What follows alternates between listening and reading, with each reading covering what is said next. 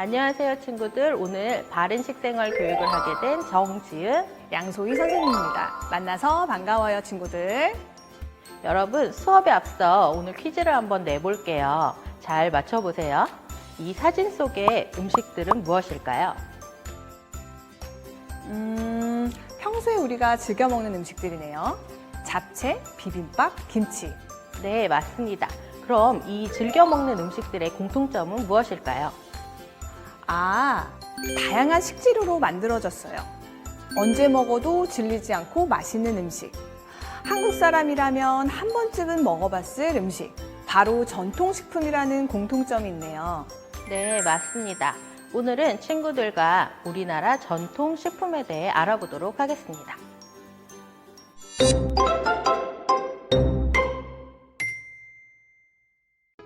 전통식품이란 옛날부터 전해 내려오는 재료나 방식으로 만드는 식품을 말해요. 우리나라의 맛과 향, 빛깔을 내는 음식, 그것을 우리나라 전통식품이라고 합니다. 그렇다면 우리나라의 전통식품에는 어떤 것들이 있을까요? 친구들 머릿속에 떠오르는 식품 혹시 있나요? 된장, 간장, 고추장과 같은 전통적인 장류도 있고요. 매일 우리 밥상에 오르는 김치도 있어요. 그리고 젓갈이나 매실청, 식초, 떡, 식혜와 같은 수많은 전통식품들이 있습니다. 이런 장류와 제철 식재료를 이용해서 다채로운 반찬이 우리 식탁에 오르게 되죠. 우리나라뿐만 아니라 각 나라마다 각각의 전통식품이 있어요. 일본에서는 스시라고 하는 전통식품이 있고요. 그리스에는 요구르트라고 하는 전통식품이 있습니다. 우리나라는 계절에 맞춰 나오는 제철 식재료를 이용해서 음식을 조리했어요. 그래서 우리나라 전통 음식의 특징은 재료 본연의 맛을 살려서 정성껏 음식을 만드는 게 특징입니다. 전통식품은 아주 오래전부터 환경의 영향을 받으면서 우리나라에서 자연스럽게 만들어 온 음식이죠.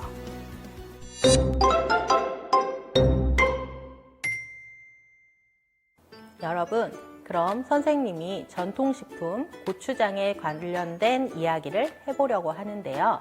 혹시 우리나라에서 고추장으로 유명한 곳이 어디인지 알고 있나요? 바로 전라북도 순창입니다. 순창에서 고추장에 대한 옛 이야기가 있어서 여러분께 들려주려고 해요. 이 이야기는 이분과 관련된 것인데 누군지 알고 있나요? 조선을 세운 태조 이성계입니다.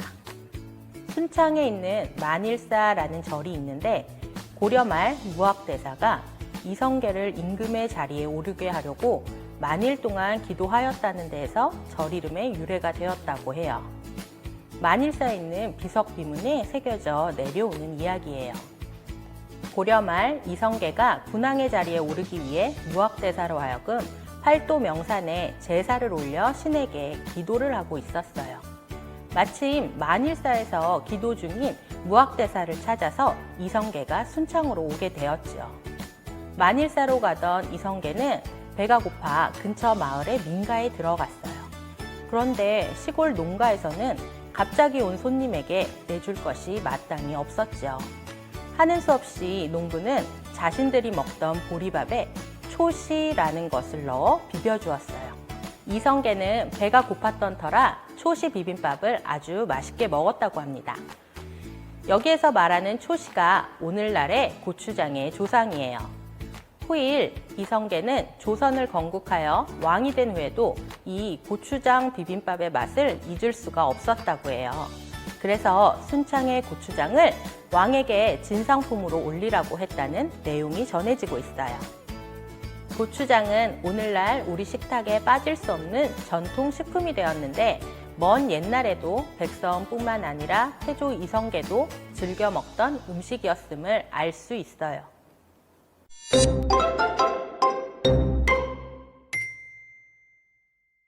이런 전통식품은 어떻게 만들어지는지 알아보도록 할게요. 겨울이면 김장을 하게 되는데요. 어른들이 말씀하시죠. 1년 먹을 김치를 준비한다고. 된장이나 간장도 마찬가지입니다. 1년 먹을 장을 만드는데요. 그만큼 시간이 오래 걸리고 정성이 들게 돼요.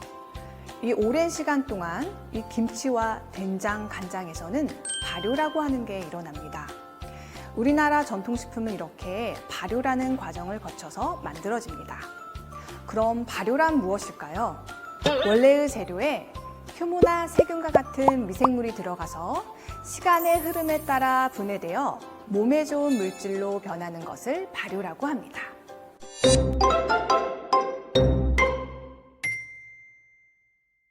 그럼 우리나라 전통식품 된장과 간장은 어떻게 만들어지는지 동영상을 시청해 보도록 할게요.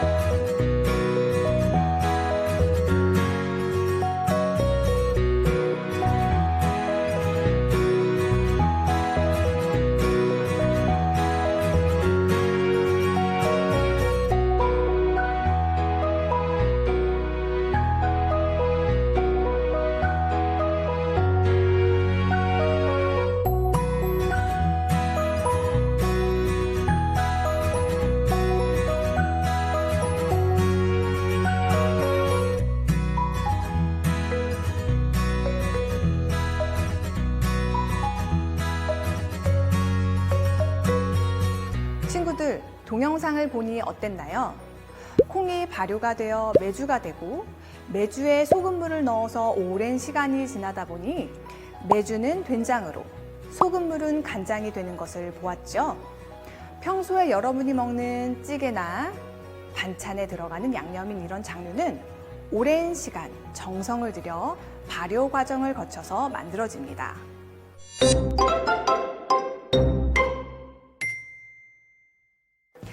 그렇다면 우리나라는 왜 발효식품이 발달하게 된 걸까요? 우리나라는 사계절이 뚜렷한 계절을 가지고 있어요. 봄, 여름, 가을에는 제철 식재료가 풍부해서 먹을 게 있었지만 추운 겨울에는 농사를 지을 수가 없어서 먹을 수 있는 식재료가 충분하지 않았어요. 그래서 긴 겨울 동안 오랫동안 먹을 수 있도록 저장식품이 발달했습니다. 게다가 아주 오랜 옛날에는 교통이 발달하지 않아서 식품을 먼 곳으로 이동하는 게 어려웠어요. 당연히 오랜 이동 시간에도 음식이 상하지 않도록 저장할 수 있는 식품이 발달했겠죠? 이런 저장 과정을 통해서 발효식품이 발달하게 된 것입니다. 지금까지도 우리나라는 김치와 장류와 같은 저장 발효식품이 오랫동안 우리 식탁에 오르게 된 것입니다.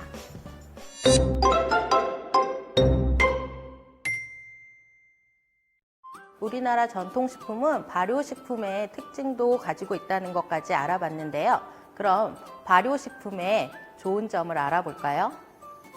첫째, 면역력 강화에 도움을 줍니다. 면역력이 강화되면 감기나 유행하는 여러 질병에 쉽게 걸리지 않으니 요즘 같은 때에 많이 도움이 됐겠죠? 둘째, 발효식품에는 장에 좋은 유산균이 풍부해서 소화가 잘 되고 장 건강에도 도움을 줍니다.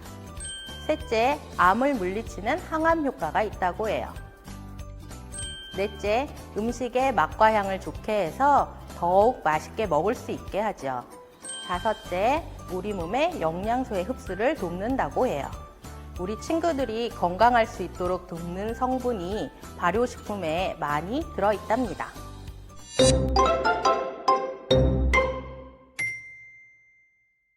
그럼 오늘 배운 수업 내용을 연상 퀴즈로 정리해 볼까요? 첫 번째 퀴즈입니다. 1단계 매콤, 칼칼, 얼얼. 2단계 매일 먹는 반찬. 3단계 고추, 마늘, 젓갈, 여러 가지 채소와 무, 배추를 버무려 만드는 것. 정답은 김치입니다. 두 번째 문제입니다. 1단계 자연과 환경, 2단계 고추장, 된장, 간장, 김치, 3단계 우리나라 조상들이 대대로 먹어온 음식. 정답은 전통식품입니다. 세 번째 퀴즈입니다. 1단계 김치찌개, 된장찌개, 2단계 간장, 고추장, 된장, 김치, 3단계 원래 재료에 미생물이 들어가서 시간의 흐름에 따라 분해되어 몸에 좋은 물질로 변하는 것. 정답은 발효입니다. 친구들 퀴즈 잘 풀었나요? 수업 시간에 배운 내용이라 쉽게 풀었을 것 같아요.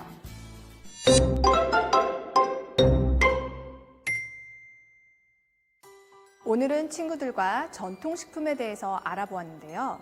그럼 우리 식탁에 매일 오르는 된장, 간장, 김치, 고추장으로 만든 음식에는 무엇이 있을까요? 된장으로 만든 된장찌개, 김치로 만든 김치찌개, 고추장으로 만든 떡볶이, 그리고 간장을 이용한 나물 반찬이 있습니다. 식혜와 수정과와 같은 음료수도 우리나라의 전통 식품입니다. 친구들이 자주 먹는 음식도 있을 거고 즐겨 하지 않는 음식도 있을 거예요. 하지만 우리나라 전통식품에 대해서 배우면서 발효식품이 우리 몸에 얼마나 좋은지 친구들이 잘 알게 됐을 거라 생각합니다. 친구들, 앞으로는 우리 밥상 위에 올라오는 전통식품 가리지 말고 골고루 맛있게 먹을 수 있겠죠? 자, 오늘부터 우리 몸에 좋은 전통식품 골고루 먹고 친구들 모두 건강해져요. 안녕!